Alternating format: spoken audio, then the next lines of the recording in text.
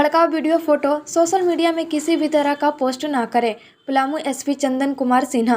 रविवार को शांति समिति की बैठक हुई जिसमें दोनों समुदाय के लोग मौजूद रहे। पलामू के पांकी में बुधवार को तोरण द्वार लेकर के दो समुदाय के बीच झड़प हो गए थे, जिसमें जमकर लाठी डंडे आगजनी का हालत और पथराव जारी। कई पुलिसकर्मी जख्मी हो गए हैं। रांची में पुलिसकर्मी को इलाज चल रहा है। बुधवार को हुए हिंसा के बाद इंटरनेट सेवा बंद कर दी गई थी, उसके बाद रविवार को बहाल कर दी गई है। पलामू एसपी चंदन कुमार सिन्हा ने कहा कि कोई भी व्यक्ति सोशल मीडिया में ऐसे फोटो वीडियो पोस्ट ना करे जो भड़काऊ हो। अगर भड़काऊ पोस्ट करते हैं तो कानून अपना काम करे। उन्होंने ये भी कहा कि फिर से एकता के परिचय दे और दोनों समुदाय मिलजुल कर रहे हैं। और पहुंचने के पहले से जिसमें इंस्पेक्टर और थाना प्रभारी और सीओ थे, बीच में और दोनों और जो है उग्र भीड़ थी, तब भी ऐसी परिस्थिति थी जो कानून का जो गाइडलाइन होता है कि कब पुलिस को बल प्रयोग करना चाहिए, कब फायरिंग करना चाहिए, वह परिस्थिति मौजूद थी। और जब हम पहुंचे, मेरे बाद उपायुक्त महोदय पहुंचे, उपायुक्त महोदय से ने फोन माइक से कहा, बेटा ऐसा नहीं करो। इतने मीठे स्वर में इतना अनुरोध किया, लेकिन आरंभ से अंत तक कोई पक्ष कोई बात समझने को तैयार नहीं था। और कहे कि लगातार 4-5 घंटे ऐसी परिस्थिति रही जहां पर पुलिस के पास गोली चलाने का सारा अवसर मौजूद था और वैसी परिस्थिति में चलाया जाता है। लेकिन मैं अपने एसडीपीओ से लेकर जवान तक को थैंक्स कहूंगा कि वो हमारे जवान मांगते रहे अनुमति, हम लोग रोकते रहे और वो हमारी बात को स्वीकार कर लिए। यह भी बहुत बड़ी बात थी।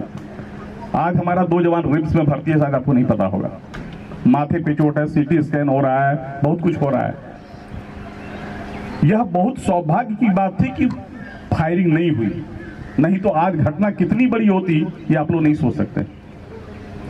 और जब आप कोई भी जो आग लगाते हैं या जो चुपचाप बैठे रहते हैं, फिर परिस्थिति किस करवट बैठेगी, समाज कितना परेशान होगा, आप समझ नहीं सकते। मैं 3-4 बिंदु केवल कहना चाहूंगा। मैं जब आपको नहीं पता, जब भगदड़ चल रहा था लाठी, एक लड़की जिसकी शादी थी, वह छत पर से रोते हुए बोली कि सर मेरी बारात आज आएगी या नहीं आएगी। मैंने कहा तुम्हारी बारात आएगी। मैंने स्पेशल अरेंजमेंट किया ताकि उसकी शादी हो जाए। उसके अलावे भी दूर दूरस्थ लगन का दिन था, हर बारात हम लोग जा कर अटेंड किए कि भाई वहां पर कोई हंगामा ना हो जाए, ऐसा नहीं कि बारात के साथ कोई घटना घट जाए। मेरा कहना है परिस्थितियां जब हाथ से निकलेगी तो जो जलाता है उसी का हाथ भी जलता है। ऐसा नहीं कोई बच जाएगा, कोई चालाक निकल जाएगा, यह गलतफहमी न पाले कि हम कर देंगे चुपचाप पर्दे के पीछे से सारे षड्यंत्र को बेनकाब किया जाएगा।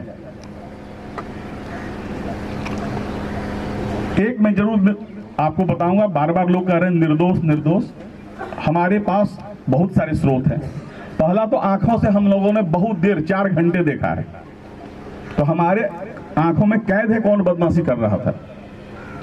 दूसरा, हमारे पास वीडियो है, हमारे पास फोटो है, हमारे पास सीसीटीवी फुटेज है। हम सबको देखेंगे। यह जरूर आश्वासन देता है कि निर्दोष जेल नहीं जाएगा, लेकिन दोषी भी नहीं बचेगा, यह भी इक्वली आप लोग मान लीजिए। उसकी कोई पैरवी बेकार जाएगी। मुझे यह भी पता चला है कि कुछ दोषी जो इस दंगे में सबसे ज्यादा एक्टिव थे, वह कहीं कहीं किसी के घरों में छुपे हुए हैं। मैं उनको भी चेतावनी देता हूं, आप उनको सरेंडर करा दें, नहीं तो आप भी सह अभियुक्त माने जाएंगे अगर आप उनको बचाएंगे और छुपाएंगे अपने घरों में। तो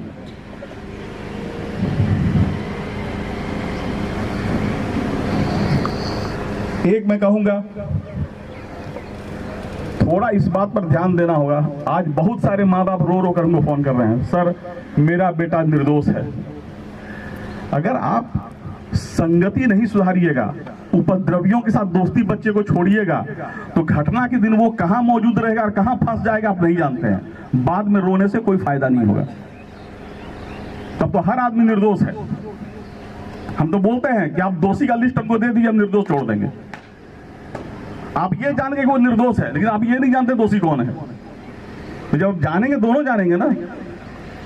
इसलिए मैं पुनः कहता हूं, अगर जो लोग हैं दंगा में शामिल, उनको भी पता है, अगर वो सरेंडर कर दें तो पुलिस उनके घर तक नहीं पहुंचेगी, उन्हें यह बेइज्जती न झेलनी पड़ेगी। बाकी मैं अब ये अनुरोध करूंगा, कानून को अपना काम करने दीजिए। भविष्य में ऐसी घटना न हो। जो भी मुद्दे आए हैं उसका समाधान हम लोग सोच विचार करके, उसमें क्या कानूनी पहलू है, क्या सामाजिक पहलू है, डीसी सर भी मौजूद हैं, वो बताएंगे और आगे हम लोग बैठक करके उसका भी निपटारा करेंगे। धन्यवाद।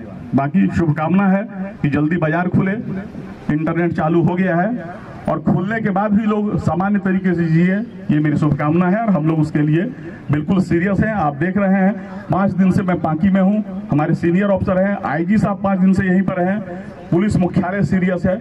हम लोग बिल्कुल इसे गंभीरता से ले रहे हैं ताकि भविष्य में कोई घटना न घटे, पर मुख्य जिम्मेवारी आपकी है। समाज नहीं चाहेगा तो घटना नहीं घटेगी। Thank you. लोगों को मेरा नमस्कार। हम सभी यहाँ पर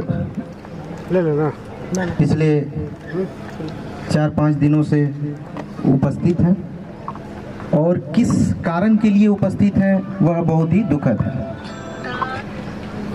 मुझे और एक आईपीएस ऑफिसर्स आलोक प्रियदर्शी दोनों को पुलिस मुख्यालय के द्वारा यहाँ पर निर्देशित किया गया और यहाँ पर आने के लिए कहा गया ताकि हम लोग अपने पूर्व के अनुभवों के आधार पर जिला प्रशासन के लिए जो भी आवश्यक संभव मदद हो सके वो हम लोग कर सकें।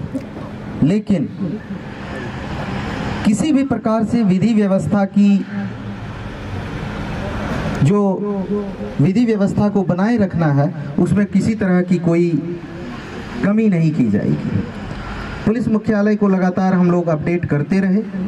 वहाँ से मुझे ये कहा गया कि और फोर्स की आवश्यकता है तो आप बताइए, और किसी तरह की आवश्यकता है तो बताइए।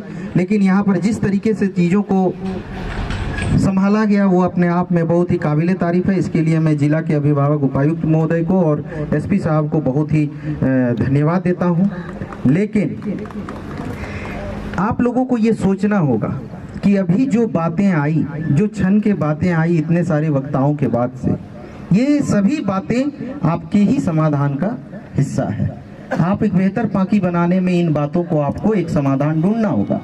मुझे डीसी साहब और एसपी साहब इसके बारे में उन सारी बातों को इनके संज्ञान में आ गया है। निश्चित रूप से जिले के अभिभावक के रूप में ये इन चीज़ों का समाधान करेंगे और बहुत ही तत्परता से समाधान करेंगे।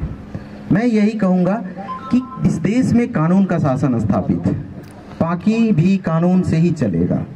तो आपको को ये देखना होगा कि ये जो कानून टूटा, जो बात आपसी बातचीत से सुलझाई जा सकती थी, उस बात उसको आपसी बातचीत से न सुलझा के, धैर्य न रखते हुए थाना और जो भी प्रखंड स्तर की जो एक अथॉरिटी है क्यों बनाया गया? अगर थाना प्रभारी का वैल्यू नहीं है, हर वैल्यू जो है एसपी और डीजीपी का ही होगा, तो इस पद को क्यों बनाया गया? क्यों प्रखंड का कार्यालय बनाया गया? अगर आपको प्रखंड और थाना के कार्यालय से अगर आपको कहा गया कि कल 10 बजे 9 बजे तो 9 बजे, ये सभी भी राज्य के हिस्सा है, ये सभी स्टेट है, राज्य का हिस्सा है। उसी अथॉरिटी का, जिस अथॉरिटी को आप ऊपर देखते हैं उसी अथॉरिटी से ये आपको जो है बुलाते हैं। तो जब समय निर्धारित